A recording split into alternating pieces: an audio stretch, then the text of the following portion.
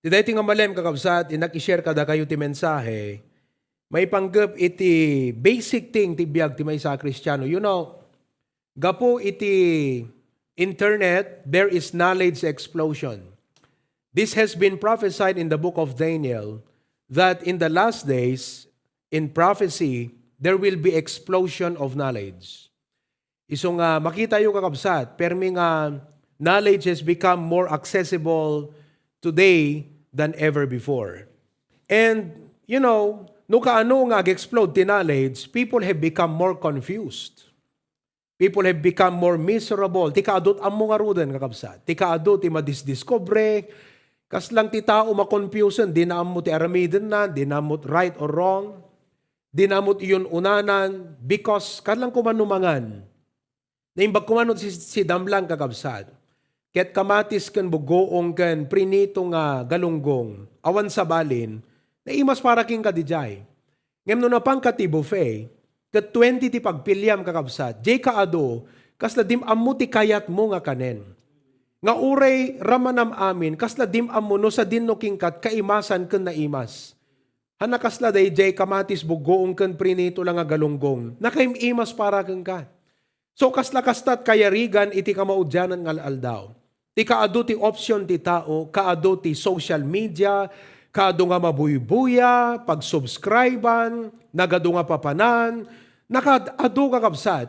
It seems nga even Christians are being affected in their faith, in their spiritual life. So nga, adot Kristiyano nga glamiis, adot Kristiyano nga bumaaw, adot di Kristiyano kakabsat, nga haanan nga faithful pa iti apo. Unlike idi kakabsat nga basit lang ti papanan ti tao, basit lang awan itay TV nga aging gagat rabrabi, awan cellphone aging gagat alas 11, alas 12, di awan deta nagsimplet pa nagbiag. Di ba? Maturog kan ti alas 7, alas 8, agring ka tumbigat, nakasalsalon at tirik na kasi kompleto turog mo.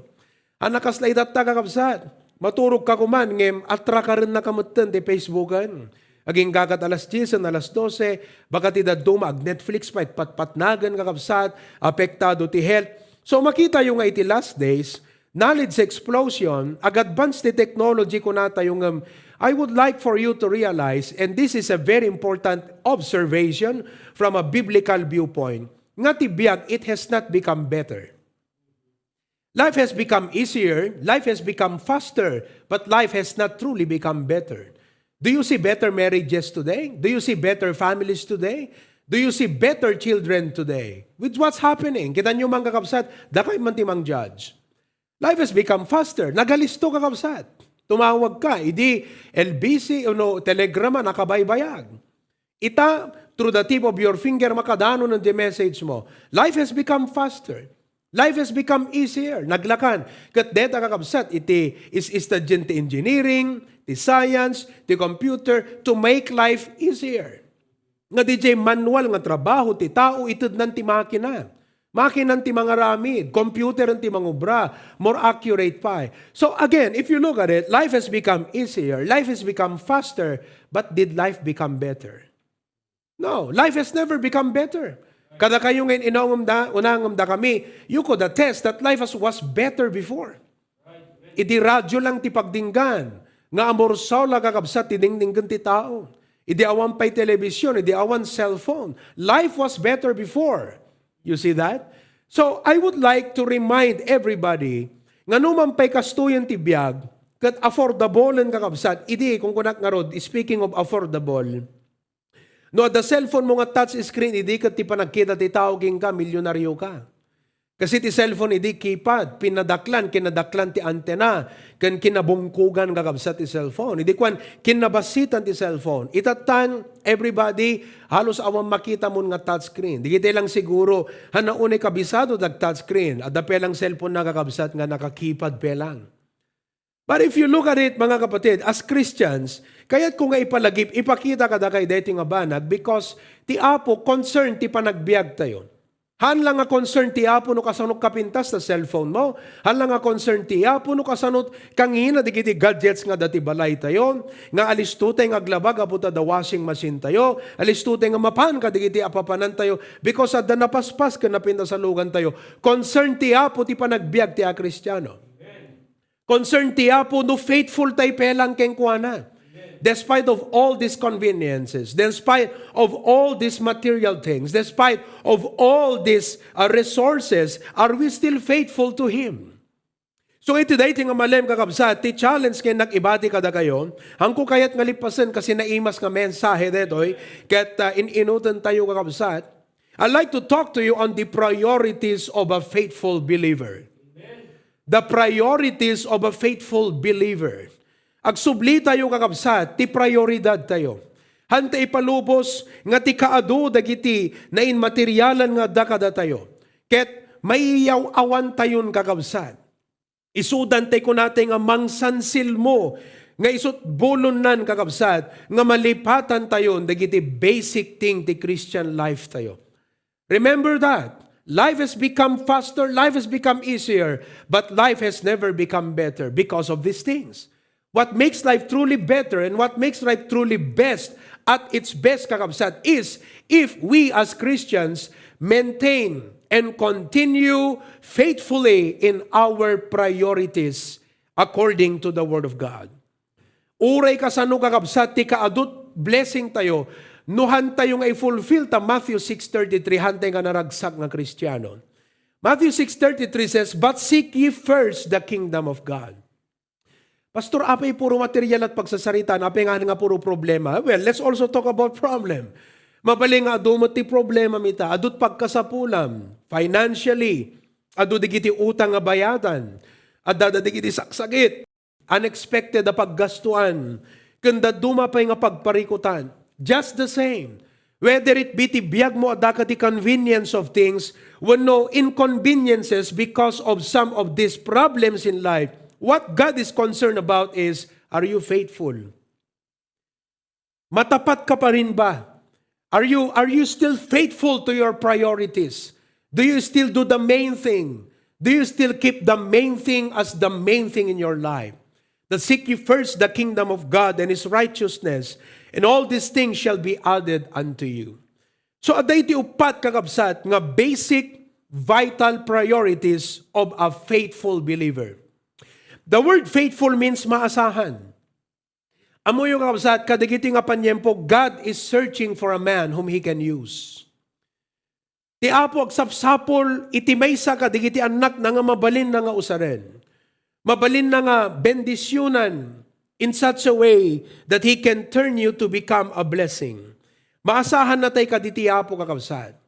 Diti building project tayo, kuna ni Pastor June, the first day, that was January 3, we met with dozens of our laborers here ng Umayagub Ubra. Kuna nakadakwada, makatawon dito nga project tayo.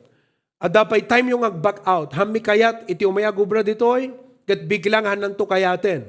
Masapol, nga no may kaya gubra ditoy, talaga makatawon nga trabahon tayo ditoy.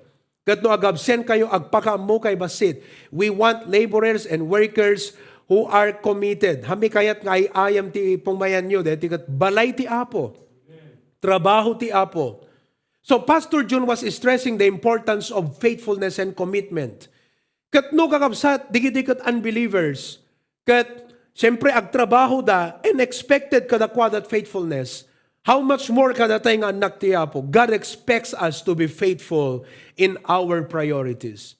Lest you have forgotten and lest you need to be encouraged once again, kaya't kung ipalagip kada kayo, ti upat nga basic priorities ti maysa nga believer nga maasahan iti Apo in the last days. In the last days. Number one, kakabsat, the first priority of a faithful believer is to walk as His disciple daily. Amoyo, ti maysa kakabsat nga tulbek, tinainbalegyan nga panagbiag, kat day first hour ti bigat. No kasano nga iset mo ti panunot mo, iset mo ti pusom, iset mo ti biag mo, because kaslatay lang piano kakabsat nga mayat-yat, and then every now and then you need to be tuned. So ti agmalem kasla, iti maysa nga Lunes, agmalem, mayat-yat ka, agkararag ka tirabi, kabigatan, mangrugi ka man ti trabaho, masapol na maintune man ti pusom. Maintune ti panunot mo, maintune ti espiritum, that you remind yourself that you're a child of God. Nagpintas ka kabsat, DJ kararag, as a disciple, ha? Maya, i-define ko kada kay the disciple. Nagpintas di kararag ni Pastor June nga kunanan ko, Lord, see through my eyes. That's a wonderful reminder. Speak through my lips. Listen through my ears. Love through my heart. Work through my hands. Walk through my feet. Be glorified in my body. Deta nga simple nga kararag makes a big difference for your whole day. Kasi day lang kararag mo kakabsat, iset na no anat ibagat ang iwat mo. No anyat panunutem. No anyat aramidem. No anyat turungem. No anya iti dapat nagunag ti panunot ka ni ti pusom. Unlike the Christian, awang pulos pa nang iset na kakabsat. You know? So, you need to set daily. You see, to be a disciple means to be a follower of Christ. Which means that we need to evaluate ourselves every day. And we need to set to grow. To grow. Amo yung ti pa nag-grow ti Christian life, han nga binayagan kakabsat. You know? No dikat, habang bumaybayag tayo ti Christian life, amo yung ti Christian life kakabsat, habang da kayo nga nabaybayag nga padak, ma-observe yun dito, habang nabaybayag ka nga Kristiyano, mas nasamsam iti pa nagbasam ti Biblia. Ibig sabihin, hanga gaputa na bayag ka na Kristiyano, di ka nagbasa at Biblia. The thing is this, the longer you stay as a Christian, and the more experiences you gain as a Christian, the better you understand the Word of God. And as you read the Word of God, every now and then, as a disciple of the Lord, you grow. Deta ti umuna nga ikasum kakabsat. Uray, well, let's say, han ka man nga nangatot grade mo, iti eskwela, but let's pray, nga nangatot gradum. Recently, young people nga nag-send kanyak ti grades, and I appreciate that. Dake nga daduma, di kayo matlag isesend ti grade yung kakabsat. Isend you di kita grade you. Tapno ang mumimot nga papastor ti ikarkararag mi kada kayo. Aglalalo no, medyo bumagbagsak kayong siyempre, tumulong kami nga mang-encourage. Kat ko nami, Barok, ape kasti ti grade mo ti math. Ape di kiti naglabas, ti grade mo ti math kat 95, 94. Ape tatang kat 59 mo tan. Nagbaliktad ti 95an. So nagkukwam, malipatam samot di kiti priorities mo. Mayayayam monsan. See, send us a copy of your grade. Screenshotin nyo. I-send yung kakabsat kada kami. Tadijela pa nang kita mi, maragsagan kami mo ta makakita nun ang angatot grade yo. Kat nun nababa, tumulong kami nga makipagkararag kan mag-encourage kada kayo. You see? But granting kakabsat, importante di pa nagbasa, you should excel. But first and foremost, dapat ag-excel ka nga kas disciple of Christ. To be a disciple of Christ means to be a follower and a learner. So no disciple, sumurot, learner. Every day, we can gain learning from the Lord. Kat digiti nga learning tayo kakabsat, they are teachings not only as nga knowledge nga mang-inform kada tayo, no di ka teachings nga pagbiyagan tayo. And as a faithful disciple, you will become a teacher of the Word of God. Kanay nga ibagbagan ni Pastor June, hankan loraan nga dapat magsursuro wano masursuruan, no di ka dagbaling kanto nga manursuro ti sabali nga tao. And you know, deta kakabsat ti Christian life, okay, you will become a disciple maker. In Luke chapter 9, verse 23, I'd like for you to see, Luke chapter 9, dedicate 3 days of the Christian life, denial, death, and dedication, devotion. Luke chapter 9, verse 23, the Bible says, and he said to them all, Jesus is speaking, if any man will come after me, that is decision, no adda umay kanyak sumurot. Every day you must make that decision. Lord, I'll follow you today. Meaning, I will let your Holy Spirit lead me. In my decision making, in my thoughts, tengok kararag ni Pastor Junan, see through my eyes, think through my mind, speak through my lips, listen through my ears, work through my hands, walk through my feet, be glorified in my body. Lord, I will follow you today. If you will follow the Lord, let Him deny Himself. The second word is denial.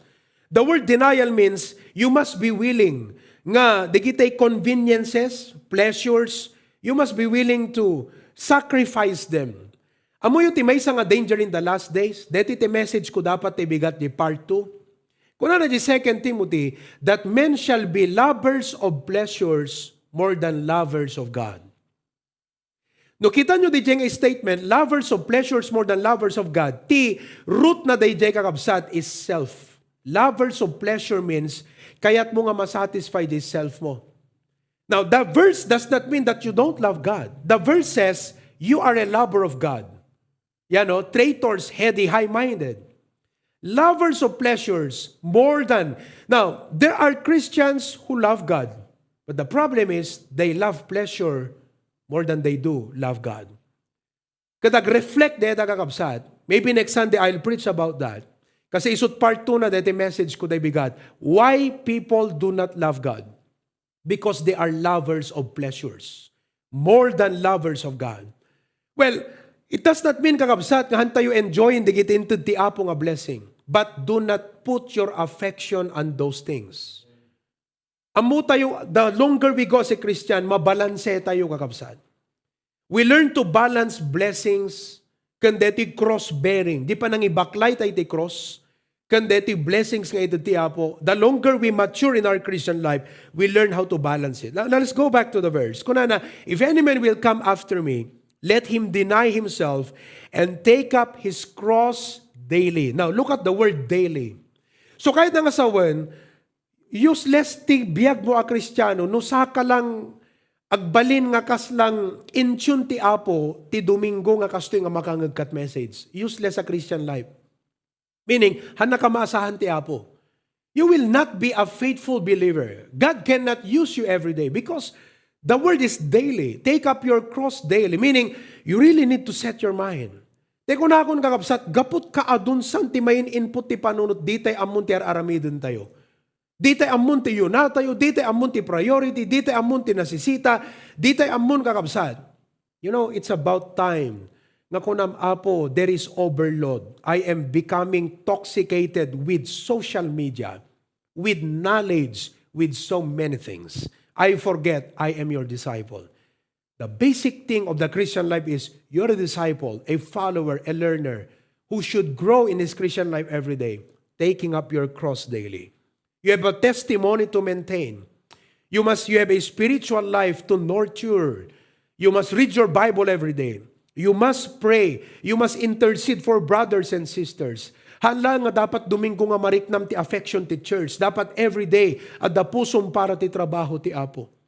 Every day, sensitive ka, nga giburay ti kararwa. That's a part of bearing your cross. Tiyan na sa unde, ti panangi baklay ti krus kakabsat, kat alaam day jay responsibilidad mo. Nga kas Kristiyano, your Christian duty, you have to bear that every day. Hangka dapat nasa dut na sulit, nga mangibaklay ti krus mo ti inaldaw. Ti panang surot ti yapo kakabsat, listen here. Now, let me give you this very important truth. Titulbek nga talaga, ti panang surot ken panagbalin nga napudno nga disipulo ni Apo Jesus. Titulbek na kakabsat, ket DJ panang bigbig mo, nga ni Apo Jesus, He is the most important in your life.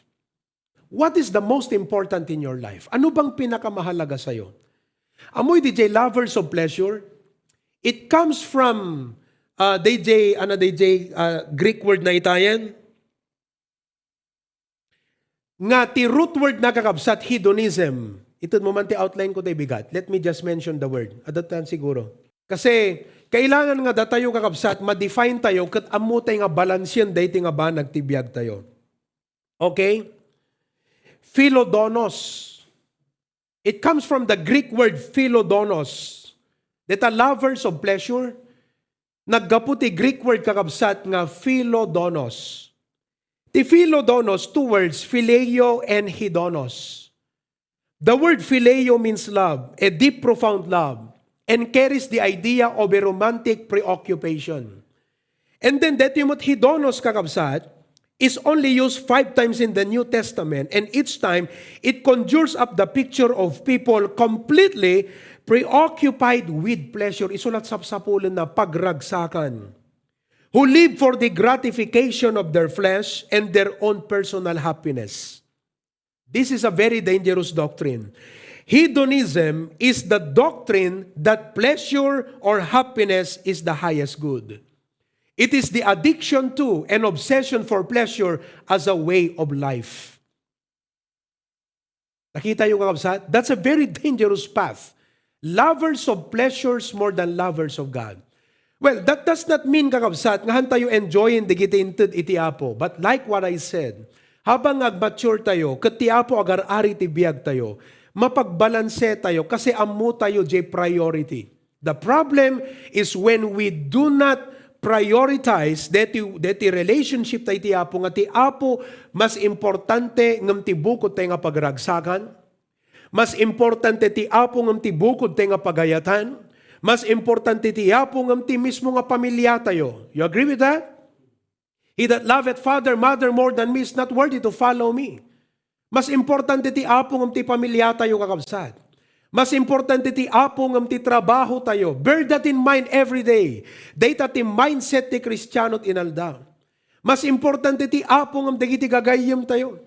Iso nga malagip ko tinaminsan ko na ni Pastor June, no ti aldaw ti Domingo, imay dagiti gagayem mo, kat awisen da ka, ibagam kadakwada. Sorry, at the appointment ko nga espesyal iti apo, no kayat yo, umay kay makigibong. But I cannot compromise. Mas importante ti apo ngam ti awis ti gayem. Mas importante ti apo ngam ti trabaho. Mas importante ti apo. It does not mean nga na importante trabaho. Does not mean nga na importante family. It does not mean nga na importante dagiti pagragsakan tayong matkakabsat ngayon ti apo. Nga mas importante. That is the priority of a faithful believer. Now, to tell you honestly, kabsat, Luke chapter 9, 59 to 62. As we grow deeper, in tayo umuneg, ikauneg tayo pa dating a point. And he said unto another, follow me. Kita nyo adan nang ibagaan na ko na follow me, meaning be my disciple. But he said, Lord, ko na, suffer me first to go bury my father. Mahalaga ang tatay, di ba? Sabi niya, he said, Lord, suffer me first to go and bury my father. Ipumpong kumampelang ni tatang ko na. Kasi natay, di ba? Sakbay ka sumurot king kaapo, ipumpong ko pelang ni tatang ko. Ngam ni Apo Jesus, han nakayat kakabsat nga, dayon unam, santo isuna. No. Dapat ti apot iyon unam. Iso dapat ti primary. Iso nga deti, last days kakabsat, define nga talaga, no agpaiso nga ti apo ti prioridad mo ti biyag mo. Si kalat makaibaga, listen, my duty is just to preach the counsel of God, to define words, to explain the word of God. Evaluaten tayo ti biyag tayo. Sika kan ti apot makaibaga, ti pudpud no kakabsat nga kondisyon ti spiritual life mo. It's you and God. It's between you and the Lord. Now anyway, verse 60, let's go. Ano't sungbat ni Jesus? Let the dead bury their dead. Parang ang sakit naman pakinggan nun. Lord, ba't naman ganon? Let the dead bury their dead. Amoy recently, ada nang ibaga ni Pastor John di kasta kakabsat. Kasi ada inawis nagat ko na, may ka pala makigimong. Pastor, ingka makiminatay. Amumti ko na ni Pastor John, let the dead bury their dead. Well, the person might, if you get offended with that statement, tipagpakita ni Pastor John, napatpatag deto yung deta papamupa na kiminatay. No, evaluate ang tibiyag mo, disciple, amo yung in the course of time, agbali di puso kan panunod tayo ngamin nga, mapukaw day jay patag, ti panang surot ti apo, patag ti apo, kat agbalinan, nga mas napatpatag ti pamilya, mas napatpatag ti trabaho, napatpatagan ti panagbasa, napatpatagan ti awis ti tao, ngam iti apo iti biyag tayo. As parents, bantayan tayo deta kadigiti anak tayo kakabsat. Let the dead bury their dead, but go thou and preach the kingdom of God. Now, what does that mean, let the dead bury their dead? Deta dead, dita kakabsat, dua iti implication na. DJ ko na nga, let the dead, they are the spiritually dead or the unsaved, the unbelievers. And then bury their dead. So DJ dead nga may kadwa, physical dead. So DJ tatang na nga ko na nga, suffer me first to go bury my father. Inakmampelang itabon ni tatang ko. DJ ko na nga dead, di may kadwa. Di may ko na nga let the dead, referring to the loved ones na nga unsaved. Bayam nga dagiti loved ones mo nga natay spiritual, isudat mangitabon kung tatang mo nga natay. Let the dead bury their dead. Deta kakabsat ti kayat na nga sawon deta nga verse. Now, what is the point of the Lord Jesus Christ here? The Lord is saying, when the Lord says, follow me, awan iti sabali kakabsat nga i-excuse mo. Wayaam tadalan mo, ikatem dagiti obligasyon. Listen, as Christians, duty kan obligasyon tayo kakabsat nga waknitan dagiti makahinder ti panangsurot tay ti Apo. So the point here is, napatpatag ti Apo ngam ti bukod tay nga biag. Amen ba? Can we get an amen on that? Napatpatag ti Apo ngam ti familia tayo. Napatpatag ti Apo ngam dagiti anak tayo. Napatpatag ti Apo ngam dagiti naganak tayo. Napatpatag ti Apo ngam ti trabaho tayo. Napatpatag ti Apo ngam dagiti dadumapay nga pagayam iti panagbiag. It does not mean nga handa na patag kakabsat. Ngam as a Christian, nakaset dapat ti biag mo, ti priority as a faithful believer is to be a disciple of Jesus Christ. Iyon unam iti Apo. Amen ba mga kapatid?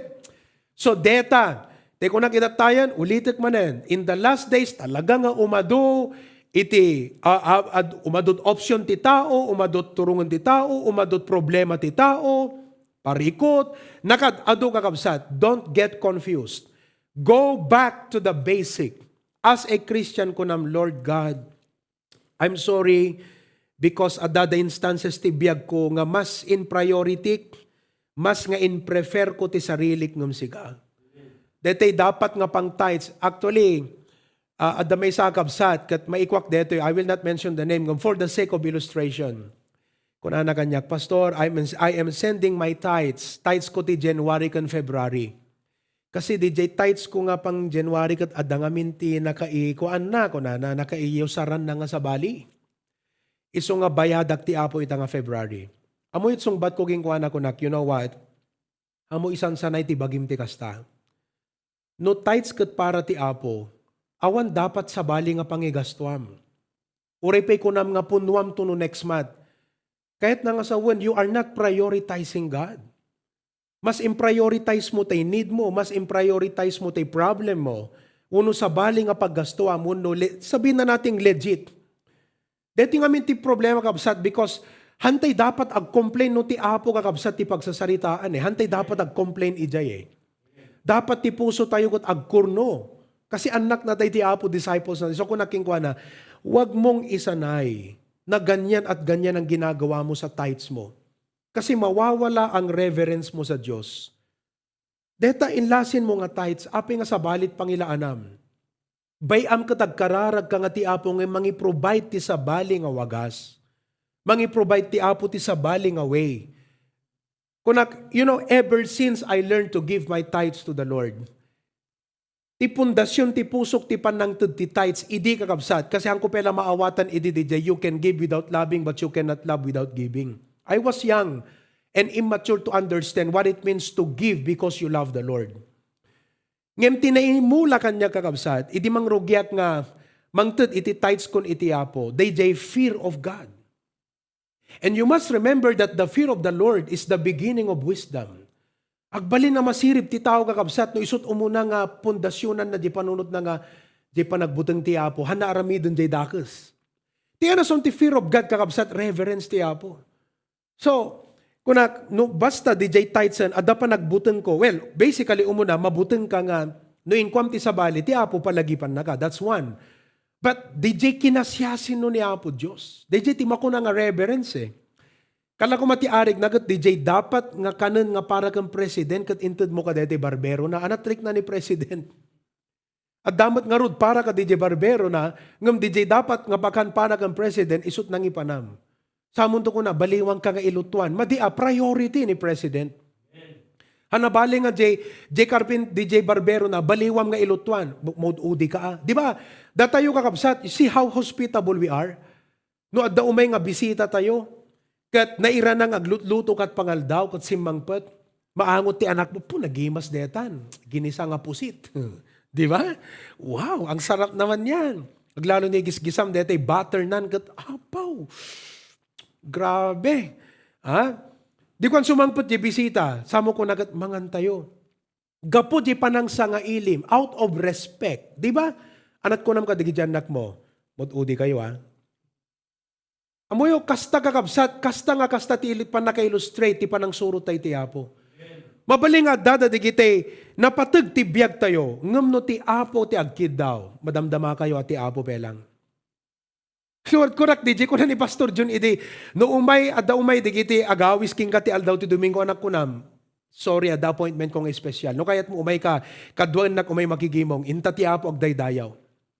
Madamdama kayo, umun-una ti apo.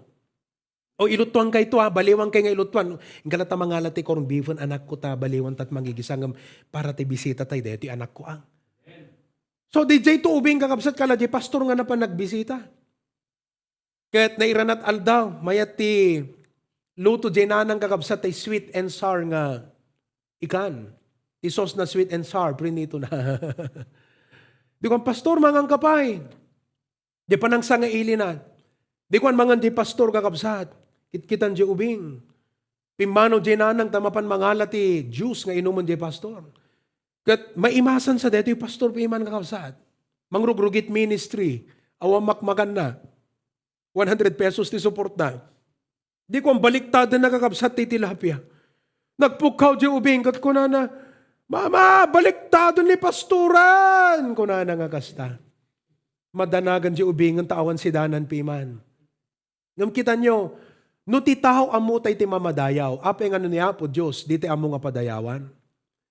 No bisbisita, no gagayim, no kakabagyan, no espesyal na tao amo tay ti mamadayaw, mas kumanga sursurwan tayo, ti mamadayaw, ti apo. Amen. Ti disipulo ni Kristo, detat priority na mamadayaw iti apo. Kat naragsak ka kakabsat, no maaramid mo dayta nga mapadayawam ti apo, na yun unam ti apo.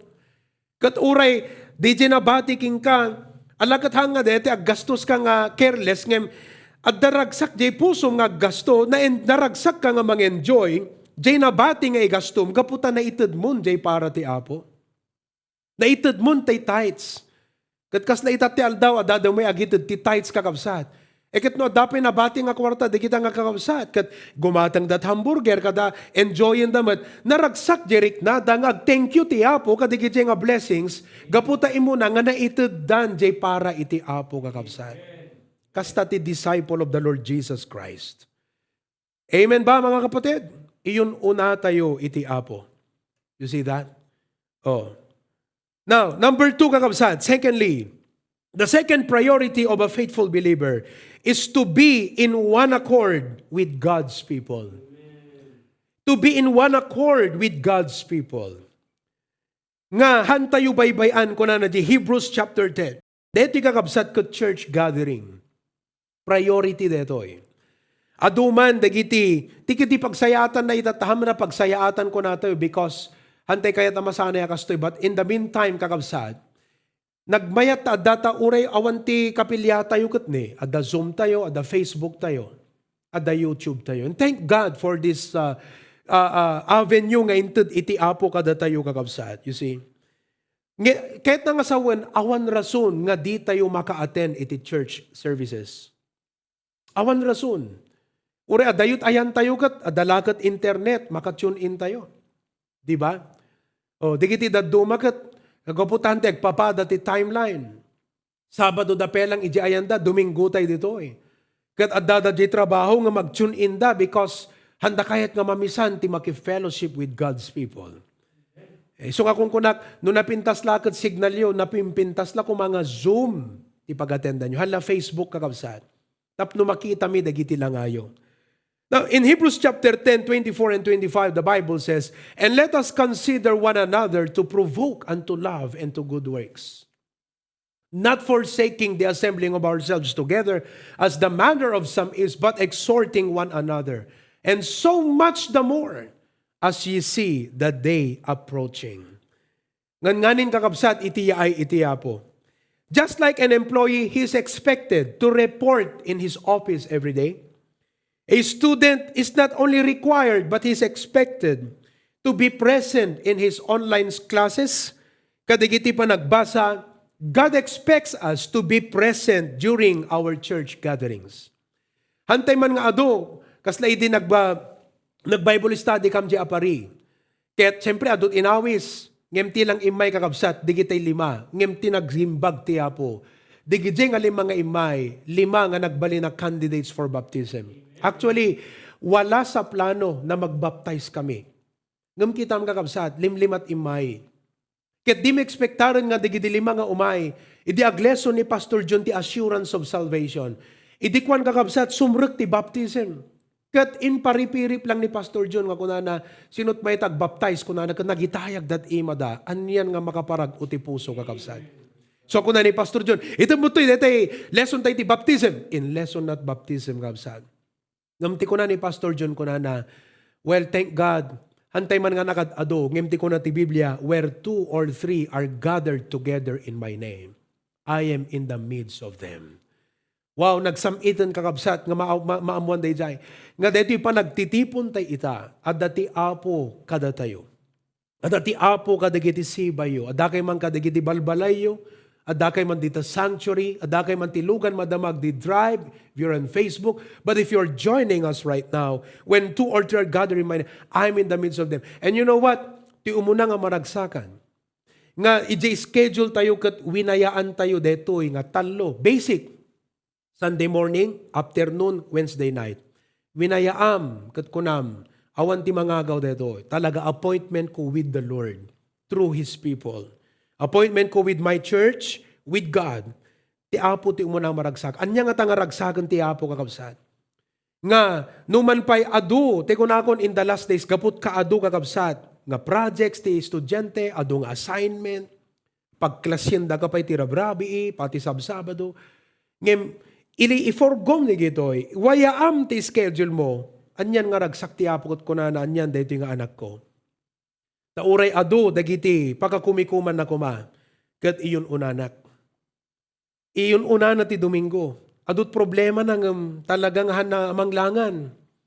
Kalate estudyante kakabsat mo, regbagbagyo, mapanlatag basa, may sana kakabsat.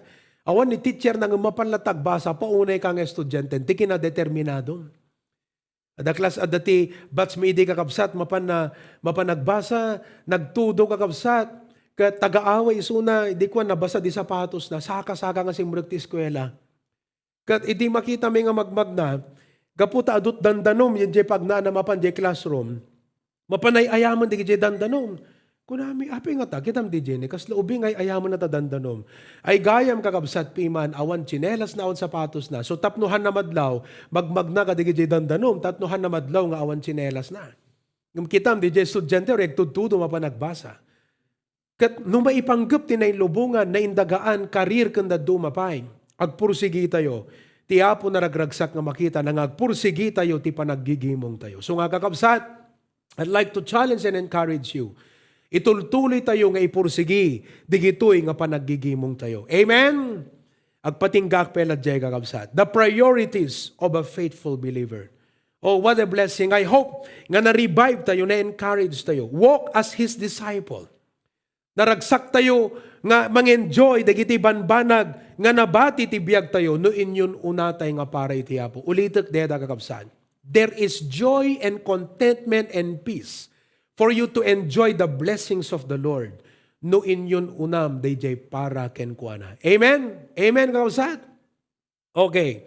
And then be in one accord with God's people.